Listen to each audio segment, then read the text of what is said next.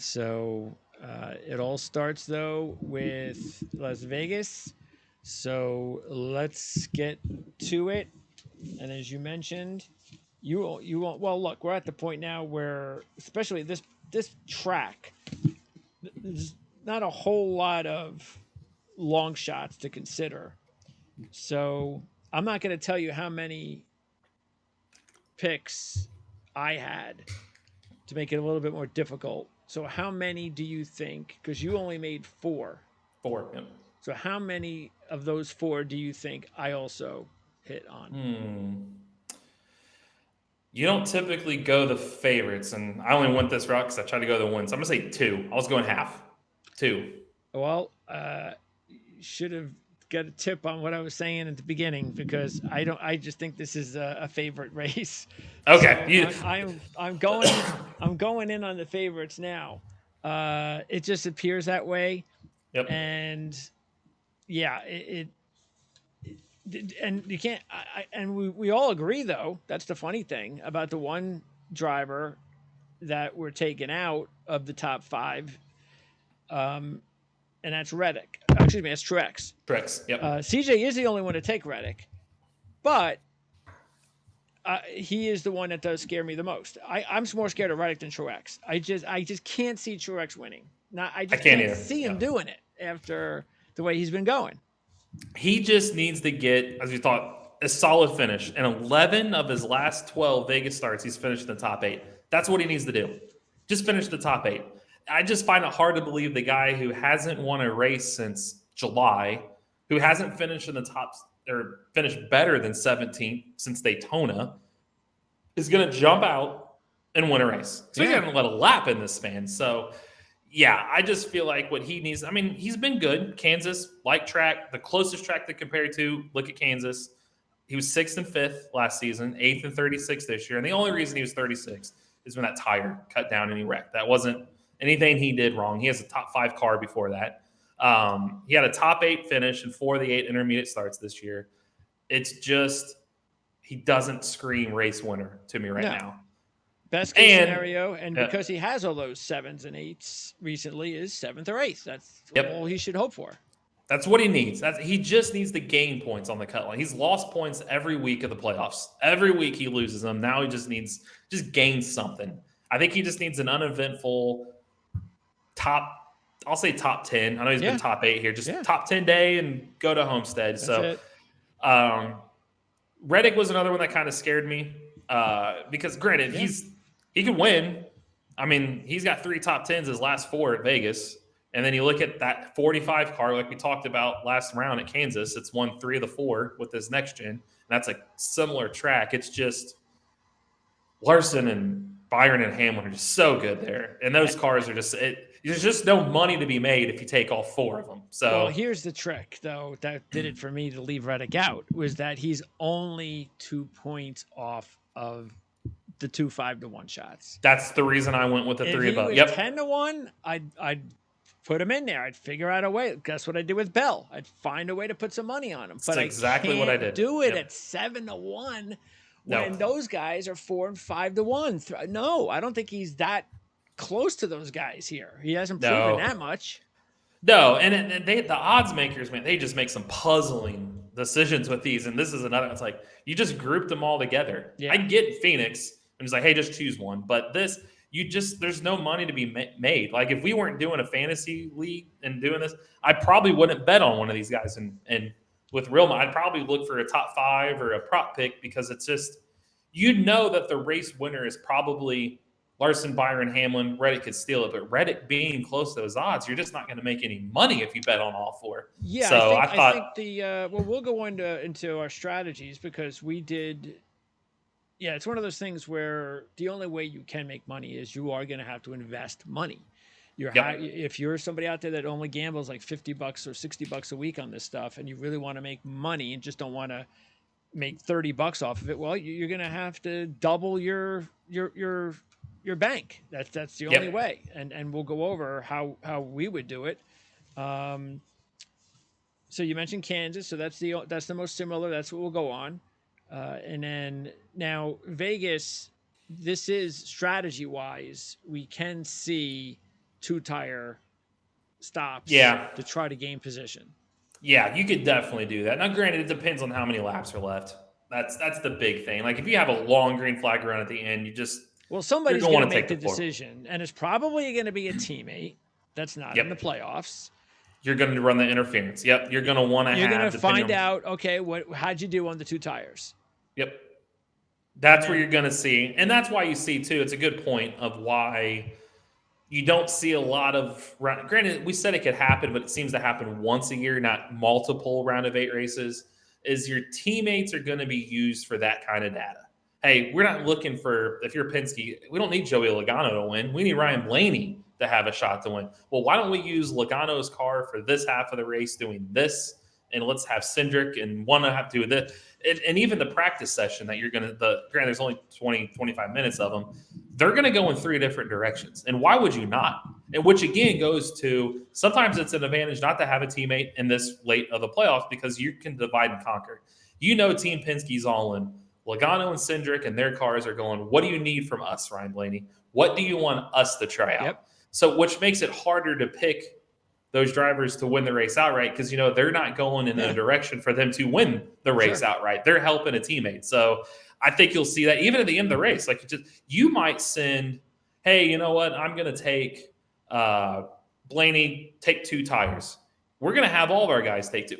Fords might unite. Like, let's get as many cars in between the lead and the other playoff drivers as we can. Maybe we get 2 tires on them and have them all do 2 and try to blend in front of Hamlin or somebody.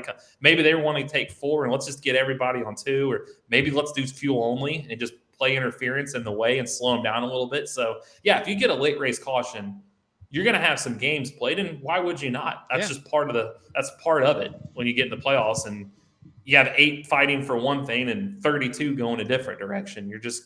You're going to see that. So, yeah, you're going to try everything you can do to help your teammate out. So, again, Byron won and dominated March, the Pennzoil 400. Of course, the Chevy was in second position to start the race. So that's 10 of the last 13 have started in the top 10, 7 of the last 13 in the top 5, 3 of them started second, but no pole sitters have won this race since 2009. So so if you go out there and you sit there on the pole, you're not probably winning. Yeah, you might be better off. You might be better off in second. So 1 for 31. So it'll help you narrow down if one of these 8 playoff guys wins the pole. You probably don't want to go in his direction. They're 1 for 31, so avoid that. And 4 of the last 5 races were 1 for the top 3 rows. So take the top 6, eliminate, put an X through the pole sitter, and then put an X through if any other non-playoff drivers are in that top 6, and maybe that's the way you throw your $60 that way. And by the way, Reddick, because you have all these drivers at such short numbers, you are going to have a driver, I think, someone like maybe Reddick, that if he doesn't qualify, let's say he qualifies 8th or something like that, I think you might be able to get 10-1 on Reddick at a sports book on race day. So, so just because we're giving you this number again, you can shop. I think you might get a better number with a sports book or 2 out there with Reddick, either before or after qualifying, of course, depending on how he does. But probably better off, obviously after qualifying, as long as he doesn't qualify up front. Well, you know who the pole sitter of this race was last year. Oh, who was it? Tyler Reddick. Okay, well, then that's not a good sign. No, but again, that goes for the pole sitters that not to pick him. But this seemed to be a big team. Penske, Stewart-Haas, Hendrick, Gibbs. You can throw a Furniture Row, Truex that one year in them. But out of the last 17 Vegas races, they've won 16 of them. So odds are a big team is probably going to win this race. 21 of the last 26 Vegas races, they were won by a past champion. So the champions seem to win here. Carl Edwards was one of them that hasn't won a championship, and he's won twice there. Denny Hamlin, Alex Bowman in the spring race of 2022, and then Byron this past spring. So you could say they're all they're not champions, but they're all worthy winners. So the odds, basically what I'm getting to is it's probably not going to be a fluke winner, and it's probably going to be a driver from a big team. So Yeah, out even of all more the so three to of hit. us, there's only one fluke pick, and that was me. And I put a few bucks on Briscoe. That's it. Everything else are, um, I mean, and most of us again did Elliott, between Elliott and Larson. So yeah, so again, Reddick winning Kansas this year uh, is really important. He also won an Xfinity Series race at Las Vegas before. But the other thing to keep in mind, though, is in 10 races, he's only led 47 laps in the Cup Series. And in Kansas, when this year, when he finished first and ninth, he only led a combined 25 laps. So it's not like he's blistering No. the track at Kansas or even here this year finishing 15th. Yep. Because that matters. He It only does. finished 15th. That's not overly impressive. So that's why we want better than 7-1. So now, as far as the I'm not surprised Larson was the favorite. No. I was going over the notes before the odds came out, and I probably would have had Larson as the favorite. So Yep. he's 4-1, and you would say, well, but he only has one win. But if you look inside, this is where you really see everything that says Larson, because he has 4 runner-ups and a win. He was runner-up this year, led 63 laps. He was runner-up in one of the races last year, and he's led 314 career laps here. 284 have been in the last 5 races. That's 56 per. And in Kansas, he was second and fourth with a combined 184 laps. And in his last 7 at Kansas, 5 top 10s, 4 top 5s, 2 runner-ups, and a win for 535 laps. So between Kansas and Vegas, he has really been strong, definitely better than any of the other drivers here over the same period of time, which is why he has to be the favorite. Yeah, he was a no-brainer for me. And one could say for intermediate tracks, these mile-and-a-half tracks, that he's the best driver on them this year. I mean, these are his type of tracks. And the reason being, when I look at Darlington, Kansas, Texas, Vegas, I mean, all those type of tracks, he could very well have 7 top 4 finishes in 8 tries. And the only reason he doesn't, so he's got 5 right now. But if you look at, he led 99 laps in Texas, and him and Bubba had that incident at the end of that race. He, bar none, had the best car there. So that's better than a top 4 car. And then Darlington, the spring race, the issue he had with Chastain on the late race restart while leading. He could be 7 for 8 in top 4 finishes on these tracks. And as you mentioned, his stats, and if you look at his last 3 spring starts on this track, first, second, top 2 in each. He's just good. I mean, he's just, and last year, you look at the 35th place finish, that doesn't scare me because this was the race him and Bubba Wallace had that wreck and that fight. They were running up front when that happened. So he's going to have a good car. So he's deserving for that number. 4-1 was, yeah, it's a little steep in this next gen era, but he's worthy of it. He's definitely a guy we're going to want to take this weekend. But I will say, if you're in like our friend, like a fantasy league or like a survivor, and you could pick maybe a driver around, I'd probably save him for next race at Homestead, because that's right up his alley. And I maybe go with our next driver, Byron, which we'll get in his stats. If you're in a league like that, maybe punt on him because he's just leaps and bounds better than everybody at Homestead. But he should win this weekend. And you maybe even can parlay a top 3, top 5 with him here too. Well, the only two negatives. One is he's not hot, and Yep. 2 are the odds. He's the favorite. He's 4-1. So you are going to have to see. We did it completely different. I put 100 down, so I'm still going to be able to clear 100 if he wins, based on our formula of $400 invested in the race this week. You decided to put the most money on Larson, 160, to make 640. So, and by the way, this is not a race where you put it all on one driver, because you've got 3 guys, at least 3, Larson, Byron, and Hamlin, who could all win this race. Yep. But yeah, so I did it more of, because of the negatives, I was like, well, I still want to make a little bit off of them, so I'm going to invest it. I have to. And you were like, you know what?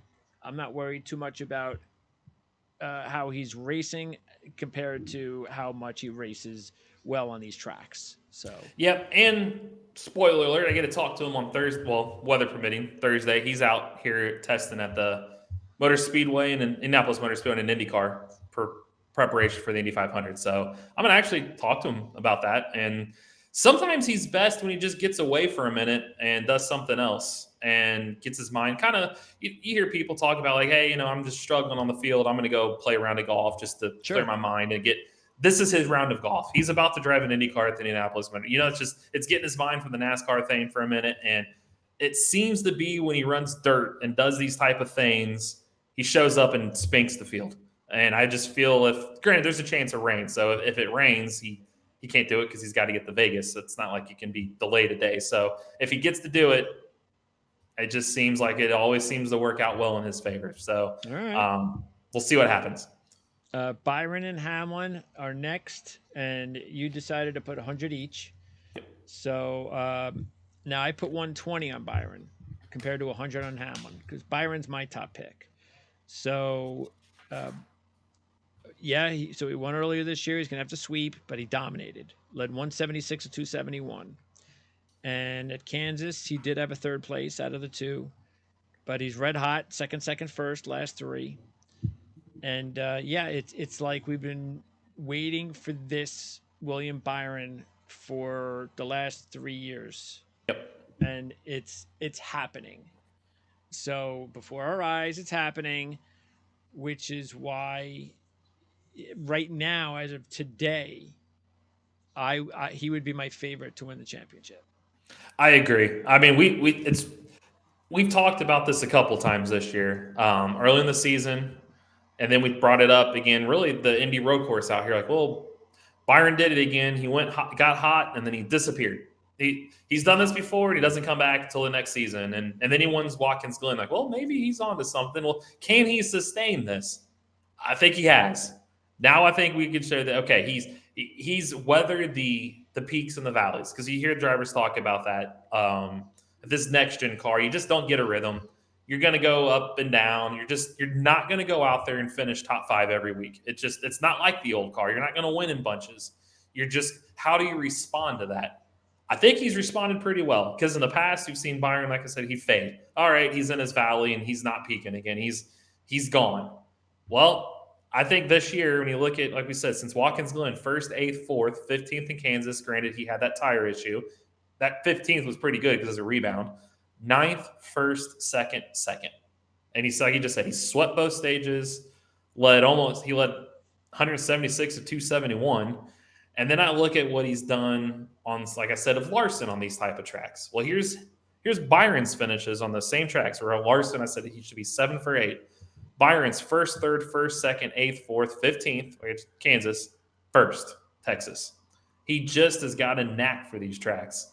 And it just seems to be his year. He would get the win this round and get to the next. And if I'm everybody else, these other 7 drivers in this field, if I can't win this race or a teammate can't win this race, I'm cheering for William Byron to win this race because we're all trying to catch him anyways. He's already points wise. He doesn't hurt you. He's already number one. Yep. So if he's going to he's not going to get rubbed wrong. Nobody wants to create drama or animosity with a potential payback with Martinsville looming. He doesn't hurt you if he wins. He's already there. He's already number 1 in the points. So it just feels right. I agree.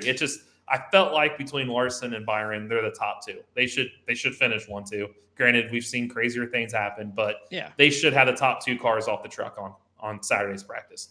Hamlin, meanwhile, it's not like there's a few things with Hamlin. It's when you take a look, he only has 1 win in 23 races. Nothing great. 369 laps, nothing great. 11th this year, nothing great. Matter of fact, new car, this is where I'm a little bit, and that is because if you look at it, he led 46 laps on the new car in the 3 races combined since last year. But the previous 3 races before they changed the car, 1st, 4th, and 3rd, he led 305 of his 369 career laps. So he was just starting to get it with the old car. They switch, and he's just okay. Now, that's just Vegas, though. Kansas is where it comes back, because this year at Kansas, first and second with 97 laps combined, which puts you right back in. If he didn't, I tell you right now, if he did not have those Kansas numbers, I'm not sure I'm betting him. I'll be honest with you.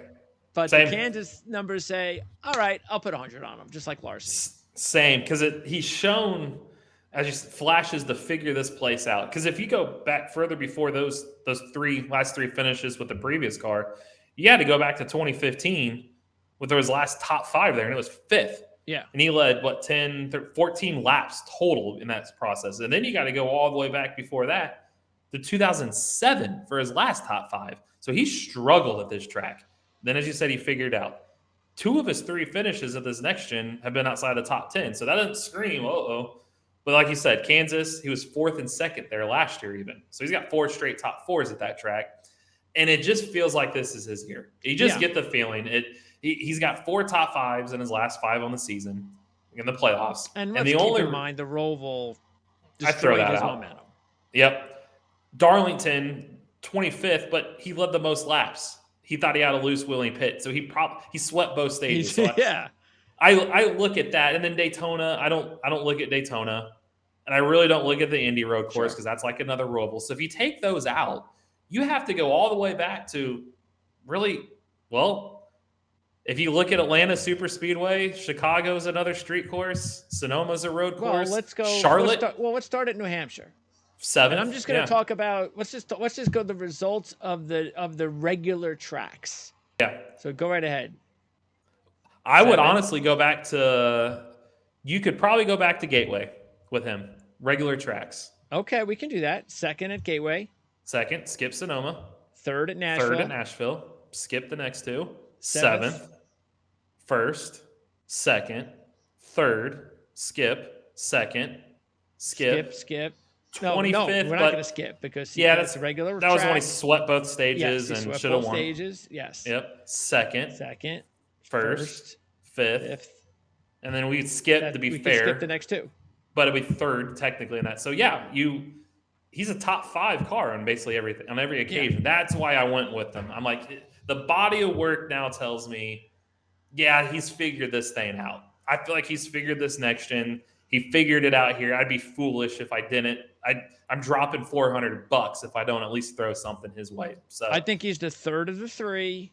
Yep. Which will make it a little harder to win, because then you're asking both of those guys to not have the type of races we're expecting them. But he's right there, so he can. And I do think, as weird as it sounds, which he's probably gonna be our next pick, he's my second in Gibbs camp. I think my sleeper, my other driver, is my favorite out of the Toyota camp. And that's why I knew I had to find a way to get him in this number, because I do feel good about that one. Well, let's talk about – I'll tell you what, let's go with Bell. Yep. So just like we were saying with Reddick, if Reddick's numbers can go down to Bell, we're right there with him. I'm all over it. Yep. Think it will. See, Bell – very similar. Matter of fact, if you take a look at his numbers, Bell's career stats are extremely similar to Reddick's at this track. It's like almost identical, if not even a little better. And yet he's 11-1, Reddick is 7-1. And Bell was 5th this year. Reddick was 15th this year. Throw in the fact that he was on the pole at Kansas in one of the 2 races, crashed in the other one. And if you look at the Xfinity Series, he has 3 top 5s and 2 runner-ups, and he led 154 laps the last time he raced the Xfinity Series in 2019. So this is a good track for him. Kansas is okay. It's nothing terrible, but and then I don't care too much about, same thing we just talked about with Hamlin. I'm not worried too much about the last couple of races. The 3 before that, 8th, 3rd, and 4th, said that especially those back-to-back top 5s, which we hadn't seen at all this year. Yep. Were leading us to believe that he's kind of getting going at the right time, and we're getting 11-1. Yeah, he was a no-brainer. And you look, like you said, he's comparable to Reddick, and I think you can look at this track and even Kansas and say he's comparable to Hamlin. I mean, 5th in the spring race. And the only reason he was 34th last year was he was that innocent bystander with the Wallace and Larson crash. Okay. He was the guy that was just trying to get away. He was 4th in the first stage. He was running up front.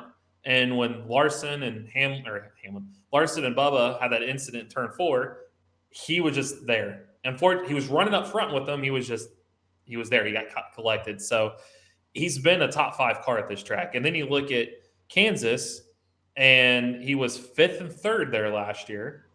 He was 36th in the spring race, and he was caught up in a wreck. It wasn't as if doing.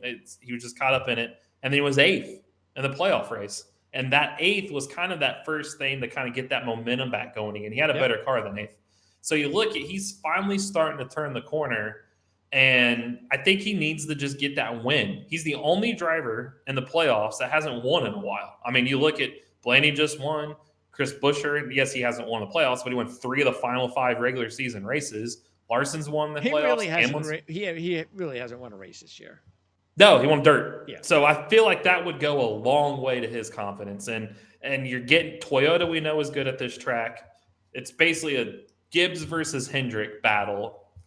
I'll roll with the guy that's getting better number, almost double the number than what they're getting for similar results. So I put 50 on him, you put 40 on him, so we're right there together on Bell. Blaney next at 13-1, and now it's interesting because Blaney does not have these great numbers, but they're solid enough at both of these tracks that leads you to believe that he's going to come in here hoping to get like a top 7. If I can get a top 7, hey, top 5, that's a win. I get a top 5, I'm feeling real good about my position. And there's no reason to think that he can't do that. He may even be a pretty decent sleeper, if you can call it a sleeper, but odds-wise, he would be in this group. Buescher's the only guy with the odds that are not as good because Logano won the race last year. So there's got to be something there.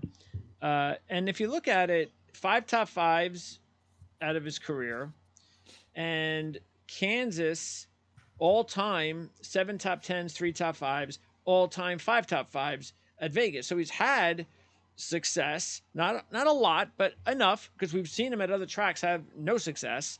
So this is okay. And how about this too? This is also interesting. The if you look at it in the old car, before the last year and a half with the new car, 9 top 12s and 11 with 8 top 7s and 5 fifth place finishes. So that's pretty good.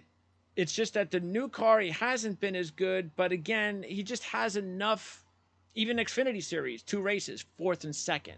He's had enough success at this track that if it just clicks, if he just gets the help, if something that just happens, you can't even you can't even say that he doesn't have a shot to win. But like I said, top 5, I think he'd be really happy. Yeah, I think that's what they're going for. They have to. It's kind of like Texas. They kind of knew they were bringing a knife to a gunfight, and you really need. I guess I should have probably said that with what's going on in the world. That's so. Apologies. Yeah, we won't. I didn't want to go. I don't want people to think we're insensitive. We don't even want to divert our attention elsewhere because then we'll stop the show. I realized I probably shouldn't have. Wrong word. I hope okay. They know what I mean. I hope they know what I did. I should have said that disclosure. Yeah. But he knew that their speed was lacking compared Chevy and Toyotas. Yeah. They know that going to this race. But if you get a lot of stage points and get by, mission accomplished. And Texas, look, he had a top 10 car. They were speeding on pit road. Yeah. So if he had the second most stage points. If he could do that same path, come into Homestead, which is a better track for him, and do the same thing, we know what he could do at Martinsville. Blaney could point his way in. He's not too far out. Yes, he's last in the 8. But look, Larson's 40-24 points scored. He's 44. He's 10 points off the cut line. That's not bad. No. So, and like you said, he's kind of like Hamlin in a way. He had this track figured out before this next gen. I mean, you just look at since 2019. This race in 2019, 5th, 11th, 7th, 5th, 5th. So I don't take this 36, 28, 13 to like, Ryan Blaney sucks here. Yeah. That's not true. It's just maybe this car. And like you said, Blaney he's Logano's teammate. Logano won this race last year. So all the eggs are going in Blaney's basket. So I wouldn't count him out. I just didn't like the 13-1. I thought maybe he should be a little bit further back I agree. to entice me to want to buy that. Yes. He's a good play for a top 10. If you want to gamble on a top 5, yeah, that'd probably be good. Outright race win at 13-1. I don't necessarily like that number. But I should say, this is the other caveat to this. Blaney he's finished 5th. No, I'm sorry. 36th, 28th, 13th with the next gen. He's qualified 11th, 4th, 3rd. He's got speed. So he's can he take that race? 49 laps with the new car in the 3 races. Hamlin has led 46 laps. Yep. So and you get 13-1 with him. So yes, I do think Fords have a detriment compared to them. But if you're looking for a good fantasy play, it's a good driver to have. He's a playoff driver. He's going to get everything Ford's got. They're relaying on to him and Buescher. They know what they're battling against here, and give him enough speed, and we'll see what happens. So yeah, I don't like the number, but I do like him. I don't think he's a bad play. You might get a better number again. Exactly. I don't know if he'll be 13 unless he qualifies in the top 5. But if he qualifies 8th or 9th, you might be able to get 15, 16, 17-1 at your sports. Yeah, then he's a little more attractive for that number. Throw a few bucks on him as a sleeper. Yeah. Buescher, meanwhile, he is clearly the only driver out of these 8 that you just go pass. Yep. Not going to do it. Has never shown anything at this track, even this year. Not shown anything at Kansas. Just not seeing it. Not going to happen. He'd be happy with. He'd be delighted with a top 10. Yep, and he's got one of those in his career. Even the Xfinity Series, he was 9th and 14th. His best finish, if you count the Xfinity Series, is 9th. This just has never been a good track for him. So yeah, just get as many stage points as you can and just get a top 15 and move on to the next and even place. Keselowski, his teammate this year, was 17th. So none of them have done anything at this track recently with the new car. Look, the best they've done to 3 of them out of the 6 combined races, 15th. Yep. That's it. And I don't know why that would change this weekend. It just doesn't scream like you just kind of are what you are at this point. And it'd be one thing if he's shown flashes in the past, like a Blaney or Hamlin, like, oh, I know how to do good here. It's just I haven't grasped this car yet. He hasn't shown that, and Keselowski in years hasn't shown that. Nope. He's got one top 5 since 2020 at this track. So that's Keselowski being. So this is an easy week to punt on both RFK cars. Yeah, definitely. Keselowski at 16-1. That's why would he be 16-1? I mean, no way. Yeah, he hasn't been that all year most places. Even when he's in the playoffs, you couldn't get him. Matter of fact, I'm putting a little bit of money. I'm putting $9 on 3 drivers besides the 3 I'm putting on Briscoe. And I'm putting $9 on Chastain, Wallace, and Bowman. So those are my 3 long shots, my legitimate long shots. And Chastain, 2nd and 3rd last year, led 68 laps in this race when he finished 2nd last year, and 83 laps in the March race last year when he finished 3rd. Last 4 at Kansas, he has 3 top 10s, all top 13s, and a 5th. And he does have 1 win in the Xfinity Series, and he's never really been a great Xfinity Series driver. Wallace, meanwhile, 4th this year, the best he's ever finished at this track. He actually led a combined 29 laps last year with bad results. Kansas, in his last 4, a win and 2 other top 10s and another top 5 besides that. And he has 2 top 10s in Xfinity Series. So I know it's going to be hard for Chastain and Wallace to psychologically regroup, but at 22-1, if they just happen to be on their game, then I see no reason to not throw a couple of bucks on a non-playoff driver. And then Bowman, meanwhile, you mentioned before, he's got the win. He has 3 top 5s in all. In his last 3 at Kansas, 10th, 4th, and 9th, leading 107 combined laps. 3rd this year at Kansas. And so his last 2 last 2 Las Vegas finishes are 3rd and 1st. And then the reason I just did a couple of bucks on Briscoe was because he was 4th in one of the races last year. and he had a sweep in 2020 in the Xfinity Series, leading a combined 253 laps. So at 150 to 1, I said, what the hell? He hasn't won a race this year. If he has a chance to win it, of course he's going to try. So those are my four long shots, but I only invested whatever 9, 18, 20, so $30 out of the Yeah, I four. wish I had more money to, because I would have went with definitely Wallace, Bowman. Wallace, remember too, his result last year, the 36, was because he wrecked with Larson while leading. There you go. That's so, and Texas, granted, it's not exactly similar, but it's the same package. He led 114 laps from the pole and almost won. So Wallace will be a strong play with the Toyota too. And I don't think Wallace is the type of driver with the way they got going, and I know he's going to try to do whatever he can to help, but he's not the type of driver that's not going to try to win. No, He's he just wants not the to end type with of the win. guy. Yeah. Plus, if he wins, he keeps another playoff driver from Yeah. winning. It helps his teammate. Yeah. Bowman's a strong play. Bowman was one, first and third, his last two finishes there. So, granted, we never know what he could do. He led 18 laps of those two. So, He doesn't have a win, so he's going to want to get the stench off of his season if he could. Yep. And two other drivers that I'm watching. He wasn't.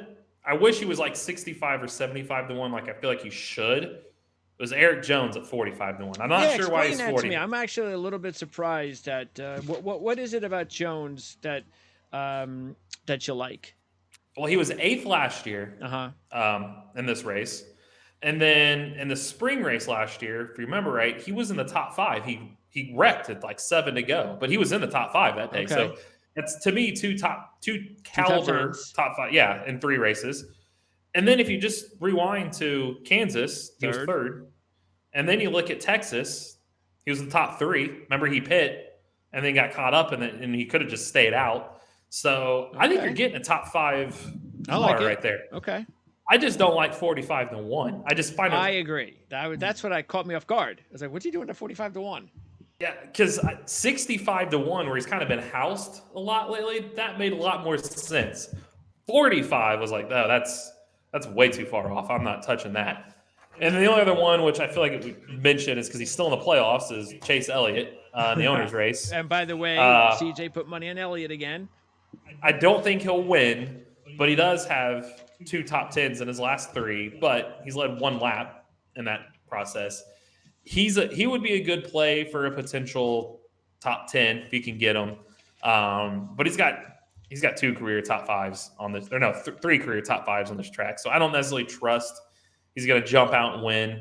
He's not great. He's just okay at Kansas, but I thought plus 1,500 was a little weird for him too. I feel like if he was farther back, it might entice me a little bit, but to 1 or something. Yeah, I don't think he's going to jump out and win this race by any stretch. He's never won at Las Vegas before, and now he's going to win on his worst season.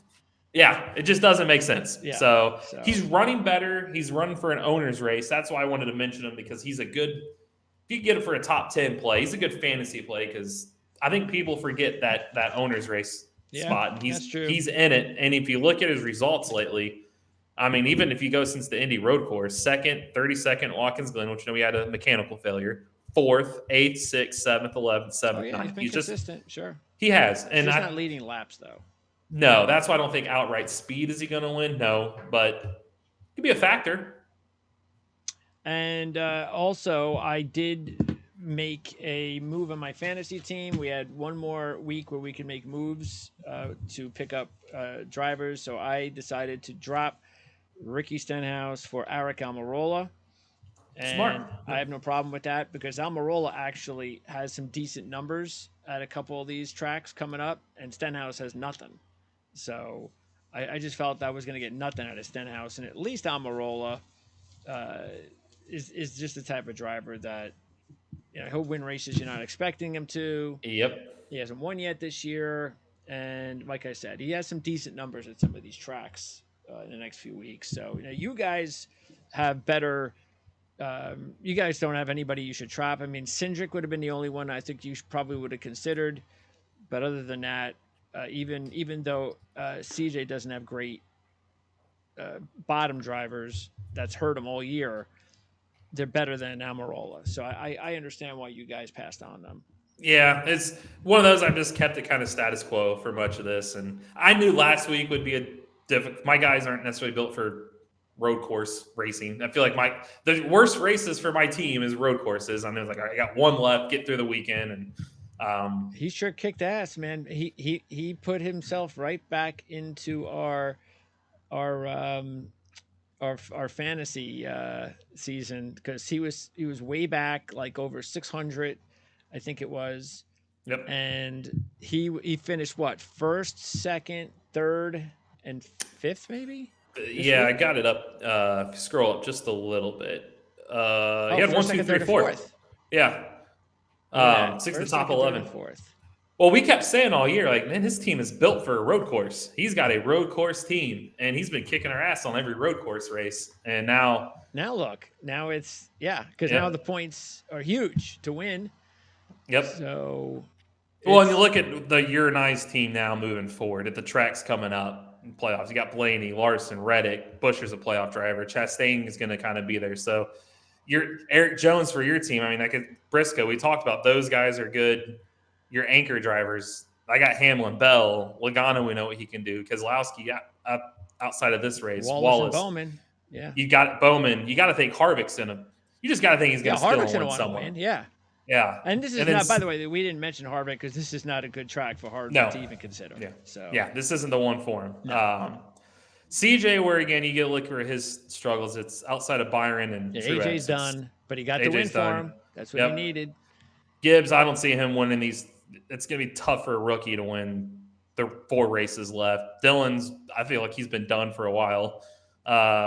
Suarez has given nothing lately. I think the best he could do with Dillon is if you look at Dillon, is maybe he gets like a top 15 points thing because he has 7 top 10s in 7 of his last 10 races at Las Vegas were in the top 13, and in his last 7 at Kansas he has 6 top 14s and 3 10th place finishes. So Dillon is a nice little sneaky top 15, outside top 10 fantasy guy. So maybe he gets that there, and he made the switch for Suarez last week. Yeah, that's what you need now in your bottom team is those guys just top 20. That's all you need them to do. Let your guys up front. Yep, and then just get top 20s.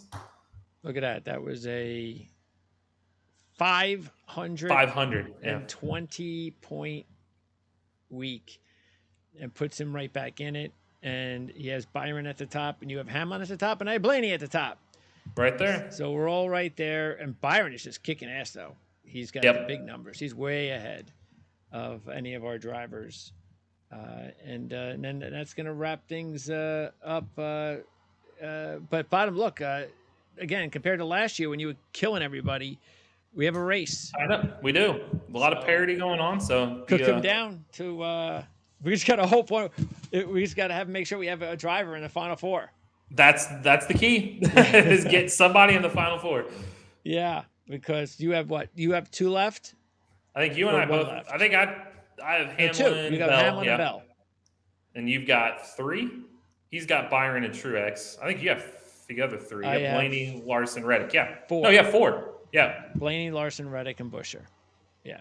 So I better have one guy in there with having 4. Out of 4. Yeah. Yeah.